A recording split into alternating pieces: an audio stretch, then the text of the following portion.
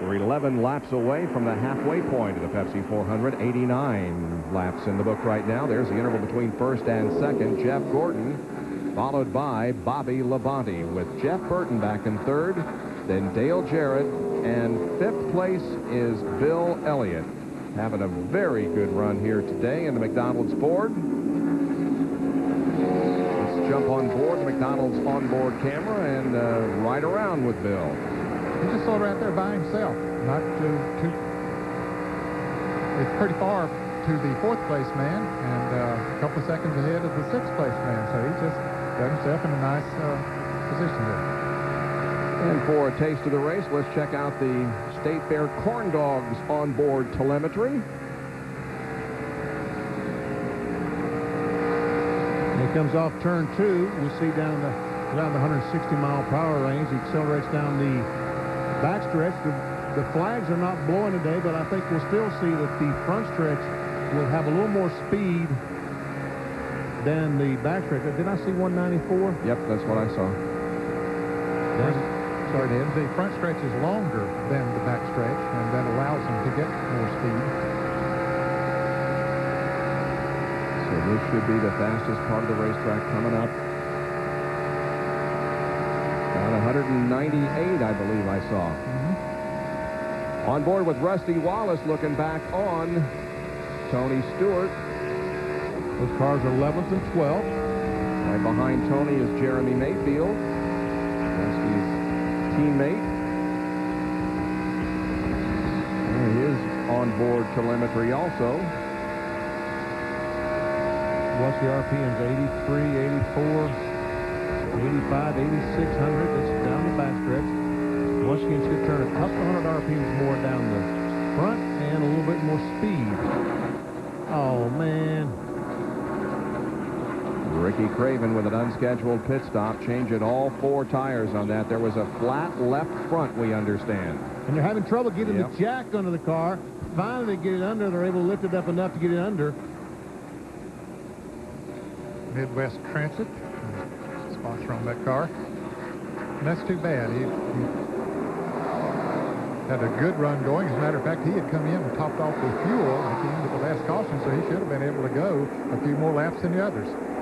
And as we near the halfway point, we also near the time when we'll see more pit stops. The crews are getting set for the second round of pit stops here. They're the top 5. We are less than 7 away from the crossed flags indicating halfway.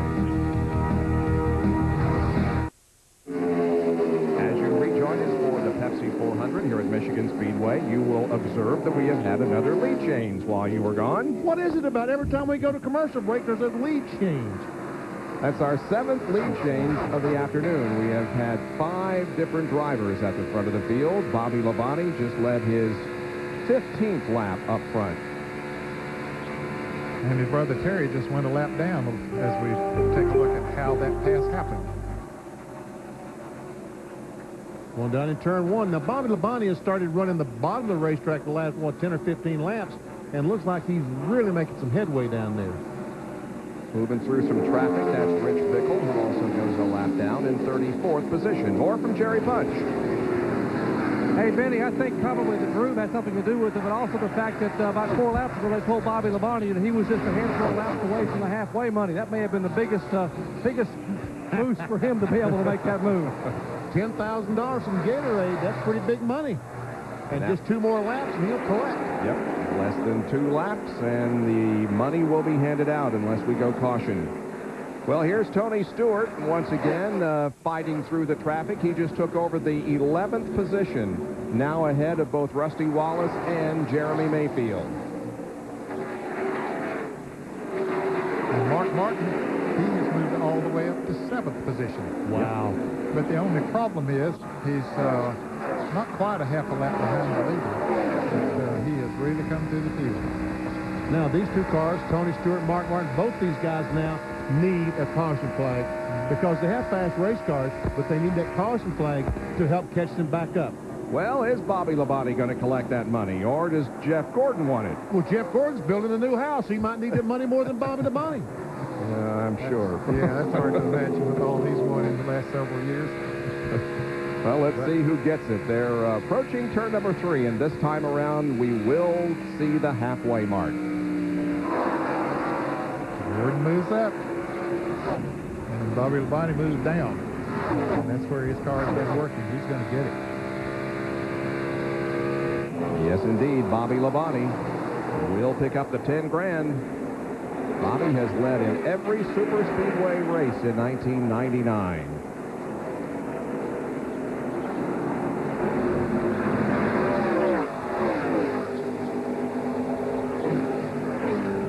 Rich Bick was 10-10, 345 car was lap just a couple of laps ago, so he's now chosen to come in the pits and make a pit stop and put on 4 fresh tires. And some of these cars are getting close on fuel. The 41 car, here comes Dale Earnhardt down pit road. I didn't know what happened to David Green. He ran out of fuel the last time. John Kernan. Dale Earnhardt crew getting ready to do a 4-tire change. They will also make a chassis adjustment as Jeff Gordon woes down, makes his entrance on the pit road. Coming around to the left side. Remember, Earnhardt's car was very tight, pushing in the turns, so they're trying to loosen it up. Dale Jarrett, the Winston Cup point leader, on pit road, as is Bill Elliott. The work is done for Dale Earnhardt, down to Bill Weber.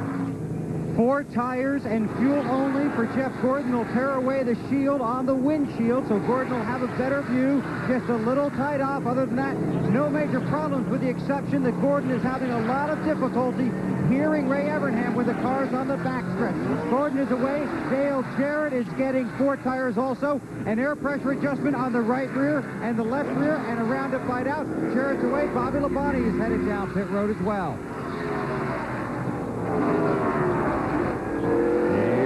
Bobby Labonte coming down to you, Doc. 4,200 RPMs. That translates to 55 miles per hour for the Interstate Batteries Pontiac, a brand new car that debuted at the Brickyard 400 and ran a gallant effort only to finish second to Dale Jarrett. Bobby Labonte has said no changes. The car is exactly as I like it. Jeff Burton getting 4 tires on the X-side Ford. Back to Bobby Labonte on down the left side of the Interstate Batteries Pontiac. Left side tires getting it full of fuel. Burton is out. Labonte is out. Let's go to John Kernan. Jimmy Spencer in for a 4-tire change. What's going on? They've made an air pressure adjustment in the right front, trying to loosen it up just a little bit. Bill Weber. Rusty Wallet and his teammate Jeremy Mayfield pitted at the same time. It's 4 tires and fuel for Wallace. Magic number for him. He got to lap 102. They've had fuel mileage low both here. Rusty's away. Now Mark Martin will begin the trek down pit road. And you know his story. Good pit stop, 18.11 seconds on the last stop. However, he was penalized to the longest, into the longest line for exiting pit road too fast. They have a new front tire changer this time. They've made the replacement.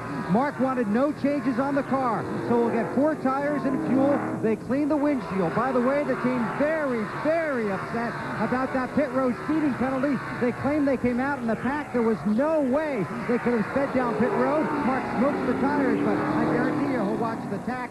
16.6 seconds. Great stop for the 6 bunch. Well, Tony Stewart had taken the lead, but now he's coming into the pits, John Kernan. Tony Stewart being counted down 5. Now he sees the sign, pulls over into his pit stop. The crew will go to work. Earlier, their first pit stop, 15.6 seconds. It'll be a 4-tire change, fill it up with fuel. They'll also pull off the tearaway on the windshield, even the clear view out the windshield. They have made no chassis adjustments and also no adjustments in air pressure. Tony really happy with the car. He's jabbing away. To Jerry Punch. Let me show you the left rear tire that just came off of Bobby Labonte's Interstate Batteries Pontiac.